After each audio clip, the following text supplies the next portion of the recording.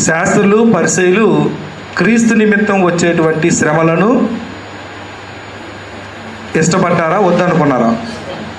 శాస్త్రులు పరిసయ్యులు యోధా మత పెద్దలు యేసు క్రీస్తునందు ఉంటే ఈ శ్రమలన్నీ వస్తాయని వారికి తెలుసు కాబట్టి వారు క్రీస్తు నిమిత్తం వచ్చే శ్రమలను వ్యతిరేకించారంటే యేసు క్రీస్తుని రక్షకుడిగా అంగీకరించలేదు.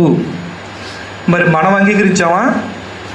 అంగీకరించిన మనకు ఏమని తెలుసు? క్రీస్తు నిమిత్తం ఏమేమి మనం వదులుకోవాల్సి వచ్చింది. ఒక్కొక్కసారి శోధన వచ్చినప్పుడు క్రీస్తు ఒక పక్క శ్రమలు, దేవుడు ఆ పరిస్థితి కలగజేసినప్పుడు మన విశ్వాసాన్ని దేవునికి కనపరుచుకోవటానికి మనకు ఎదురయ్యే పరిస్థితులు కొన్ని ఉంటాయి. వాటిని వదులుకోవటానికి మనం సిద్ధం.